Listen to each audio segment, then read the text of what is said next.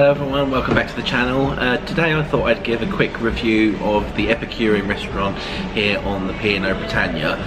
So I had a dinner there last night at the Epicurean. I made a reservation for 6:30. It's just by the Crow's Nest at the forward end of the ship. Really nice restaurant, and probably the one that I was most looking forward to while on board.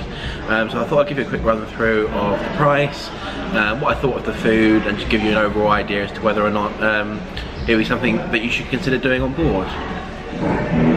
So throughout the video I'm going to put some screenshots up of the various dishes that I had, the menus, the wine list, etc, etc. So I shall put those as I kind of talk through it.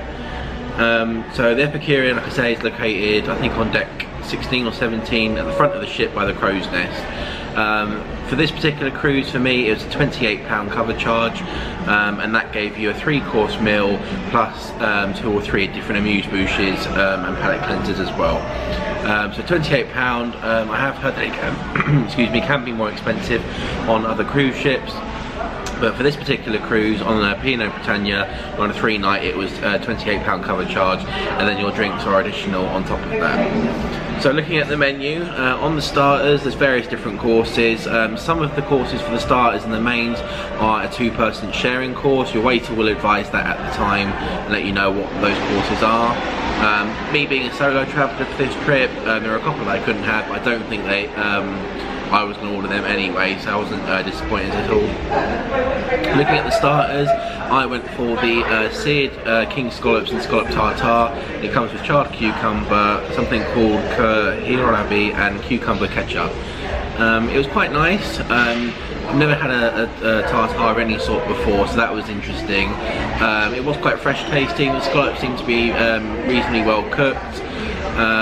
Overall, it was quite nice. I quite enjoyed it. You also got, alongside this course, or sometimes just before, you got a bread course as well. They had various different breads on offer. I went for a mustard bread, and they also bring out various different butters, one of which is a Marmite butter, and that was really nice, really tasty. The bread's really fresh and soft, so really enjoyed that. It is also worth mentioning, sorry, that before the starter they bring you out an amuse-bouche as well. This is complimentary from the chef, and in my case it was a Virgin Bloody Mary. Again, really nice. Came in a little kind of champagne flute. Really good flavour, really nice seasoning. Had a little bit of a kick to it, but overall it was just a kind of lovely way to start the meal.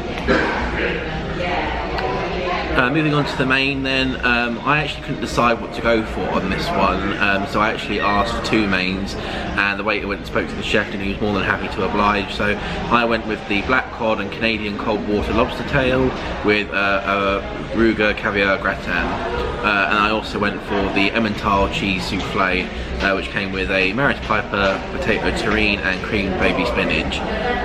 So starting off with the lobster dish, the black cod was really nice, with really good flavour, was really soft and tender. The caviar was an interesting thing for me.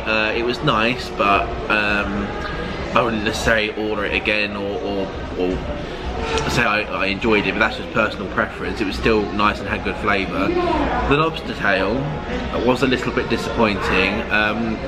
The bisque that it came with, the sauce that it came with to pour over the top, was nice, but the actual lobster itself was a little bit overcooked. It was quite tough, quite chewy. I struggled to kind of get it out of its actual shell actually, but it was nice flavour. It was just a little bit overcooked. Cheese souffle was really nice. Again, that had really good flavour. The actual souffle itself was nice on its own. They also brought you a cheese sauce that you could pour over the top of it and kind of mix in with it.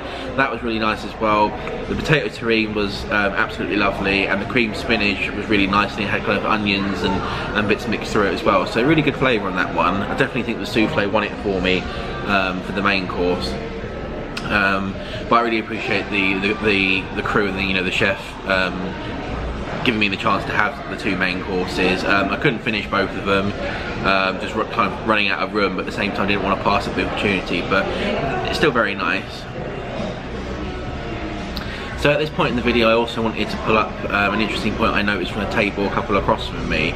A lady in her husband were having a meal there as well, and they just finished their main courses, and the waiter was offering to take them away, and they politely said that actually it just wasn't good food.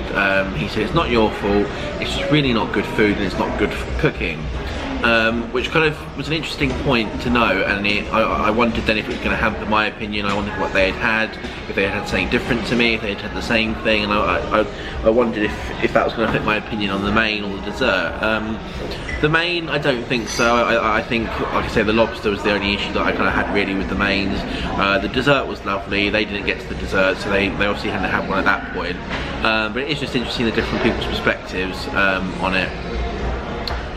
Moving on to then the dessert, so I went for the dessert-wise the Jaffa cake dessert, which, reading off the menu, is a Belgian chocolate Jaffa cake, and it comes with orange sauce and pistachio ice cream. I can't remember the ice cream being pistachio, if I'm honest. I'm pretty sure it was vanilla. But it was really nice. It wasn't a mind-blowing dessert, but at the same time it did have good flavour. The cake was soft and fresh. The orange sauce was nice, but I think a little bit more could have been on the plate, and it was more of a jelly, I suppose, than a sauce. They also brought out a palate cleanser, which was like this kind of blackcurrant lollipop. That was really nice. And then at the end of the meal, completely unexpected as well, you get a little chocolate and a lemon cone, which has kind of cotton candy in it.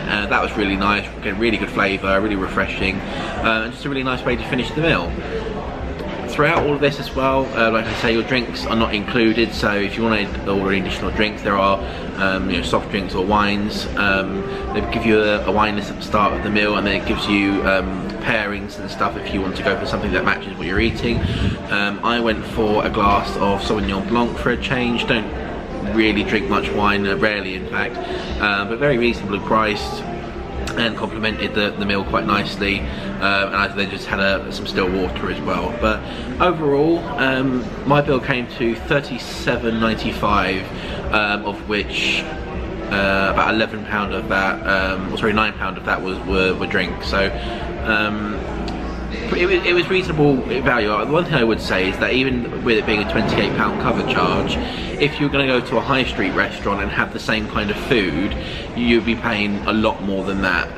The main courses alone would have been over 30, 40, 50 pounds depending on where you went, so it was still really good value. Would I do it again?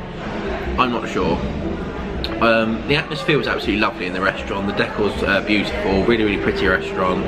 The crew are absolutely amazing. All the staff are really attentive, friendly, happy to make any changes. They were kind of on it with service, and really polite. So I can't fault the crew or the restaurant itself at all.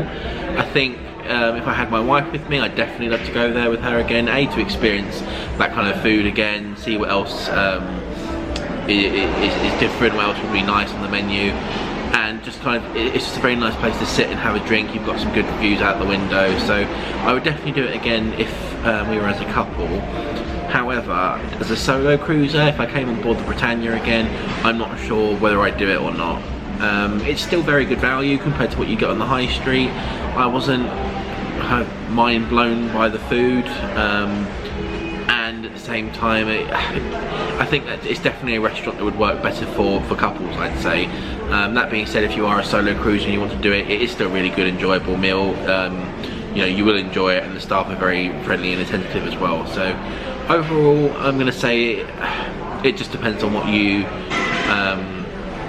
want to do in terms of how your cruise is working. As a couple, great restaurant, great atmosphere, you know, lovely wines and stuff, really nice evening. As a solo cruiser, I think it's good, but I'd maybe be more inclined to go to one of the other restaurants on board, maybe the Glass House or Sindhu. But yeah. So that's just kind of a short summary of what I had at the Epicurean last night. Obviously I've put some photos up through the video as well of the various meals I've had in the menus, but if you have any questions about the service, the location, pricing, anything else like that, please drop a comment down below, and I will get back to you as soon as possible. Many thanks for watching, and I will see you again next time. Many thanks for watching. If you enjoyed the video, please leave a like down below and subscribe to the channel for more videos on the P&O Britannia.